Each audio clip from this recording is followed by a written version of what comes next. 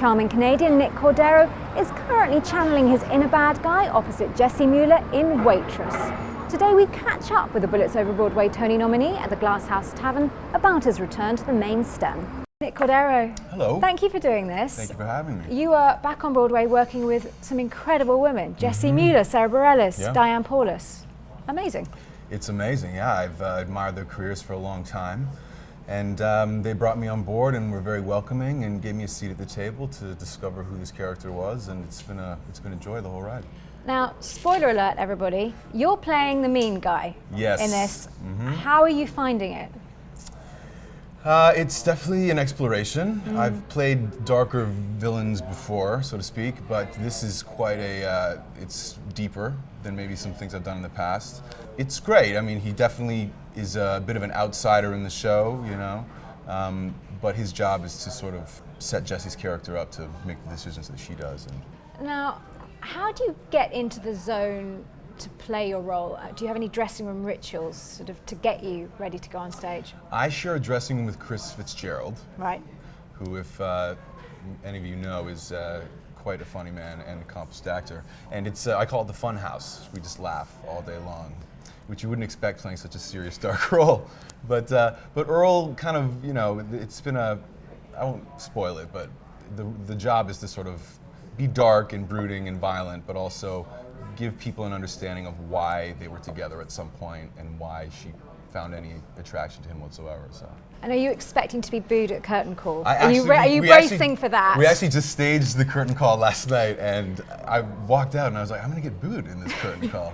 And I'm not sure what to do because, you know. That's a good thing, yes? You should take it as I don't positive. Want to be like, come on, I'll take all of you on, you know what I mean? I mean, that's just not classy. So I'll just take the boo, and I think if I don't get booed, I'm not really doing my job, maybe. Why do you think Waitress speaks to people? I think it speaks to people because it deals with very human qualities that everyone can relate to. It's a show about conflicted people who are just trying to get happier, really, and to live without fear and follow the voice that's inside them. Now, you made your Broadway debut in Rock of Ages, but I guess your breakthrough role that everybody knows you for is Bullets Over Broadway. Yeah. That changed everything, didn't it? Absolutely, yeah. That was a major hinge in my career. And I'm very thankful to Susan Stroman and Woody Allen for sort of plucking me out of obscurity, so to speak, and giving me this great role. But yeah, it was a turning point. And you had this big number that was everywhere, Take Nobody's Business. And you were like on the Today Show, you did it on the Tony Awards. Could you tap before you started doing that show? Not at all, no. And there was no dance call for that show either, so it was quite a vote of confidence on Susan Stroman's part to give me the role. You know, they did it incrementally, you know, they sort of gave me a little bit of choreography, and once I got that down, then they sort of built on it, and it became the number that it was over time. On some levels, it must have been very bittersweet, because you got your Tony nomination, huge hit for you. Yeah. I mean, you stopped the show basically, but at the same time, the show didn't last as long as everybody hoped it would. So it was sort of a bittersweet time for you? Yeah, I mean, for me, it was all gravy, to be honest with you. I was exposed in a way that I hadn't been before, and I loved the show and I loved everyone in it. But at the same time, that's the biz, and it's definitely a part of it. And it made me available to do other things and work with other great people and sort of continue on with my career. So. And you've been working nonstop ever since. I saw you in Brooklynite off Broadway. So for those who know nothing about Brooklynite, tell us a little bit about Brooklynite. Wow, Brooklynite. And your outfit. My outfit, we'll get to that. Yeah. It was a good outfit. It was a good outfit, I know. I saw it and I was like, really? And then I got used to it, I embraced it. Brooklynite was a musical written by Michael Mayer and Peter Lerman about a real superhero supply shop in Brooklyn that actually exists.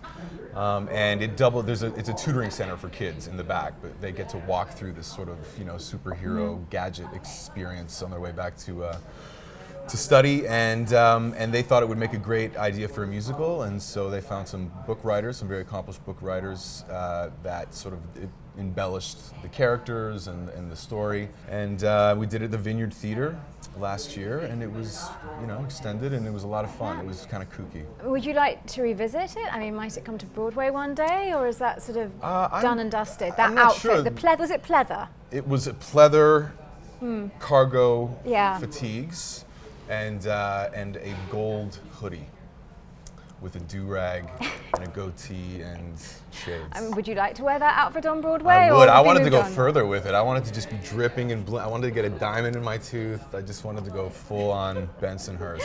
Now, the other big project you've been involved with, you just finished working with Robert De Niro and Jerry Zaks at Paper Mill doing a Bronx Tale. Yeah. How was that experience? It was fantastic. It's a great show. Classic story that I've loved for a long time, written by Chaz Palminteri, that translated, frankly, quite well into a musical, which was in quest. You know, when I mention it to people, they're like, "Please don't mess up my favorite movie." And how do you turn this, you know, coming of age but gangster story into a convincing musical? And Alan Menken and Glenn Slater, the composer and lyricist, I think did a good job of embellishing the themes of the story through music that are great songs that I think will last for a long time. And it, you know, got a lot of buzz. Is that something you'd like to come in and do on Broadway? I think it has a place on Broadway, you know. I mean, there's obviously considerations going forward, but yeah, absolutely.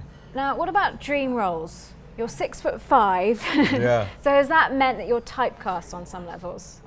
I suppose. I'm not Or really have been. sure. I've tried to avoid that. Yeah. Even though I do tend to play Chaz Palminteri in musicals. No. I suppose I am. I mean, there's not. Yeah. I'm a pretty overpowering, you know. Yeah, presence. I'm a big guy. Yeah. And so there are limitations to roles that I could play. Are there any dream roles that you'd like to play and you're like, okay, forget about sex? Because Norm Lewis spent years saying, I want to play Phantom on Broadway. And then he manifested it. He was telling that to us for years. Is there Yeah. something that you would like to do? I've always wanted put to play out there? Sweeney Todd. There you go.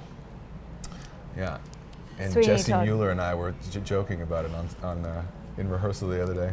She's like, I'll play Mrs. Lovett. And I was like, You grew up in Canada, Yeah. in Ontario, Canada. When did you decide that you wanted to be in the theatre? Do you remember, were you a kid? Was it a teacher? Was it yeah, it's frankly, moment? I think it was when I saw Les Mis in Toronto as a kid.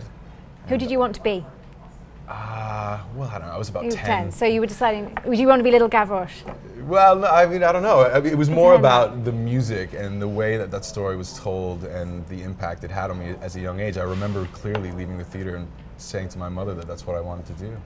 And she said, it'll be the hardest thing you ever have to do. And she was right. She was right, but behind me the whole way. Do you have any advice for any kids watching now about entering the business and about what you've learned from your experiences in the business? I think living a full life is important. I think having interests outside of, theater add to the experience of theater when you're working, being a developed human being, and really focusing on what makes you unique and what your interests are and your true voice, which is a journey. They're all shades of who you are, and it's about sort of feeling comfortable going there and having somewhere to come back to. Final question, I do always like to bring it back to the show. What do you hope audiences take away with them from Waitress? I think that there's a lot of people are scared. It takes place in Middle America, Southern Indiana, and it's about characters who feel like they have no choice, that they've lost options and they're scared and they feel stuck. And seeing a way out seems impossible, but there's always a way. And it has to do with, being comfortable in your own skin and taking risks and having love around you and having love in yourself. And it's always achievable. And I hope people leave the theater and wake up the next morning feeling better about what they want to do and how to get there. Nick Cordero, thank you very much. Thank you, Imogen. Thank you.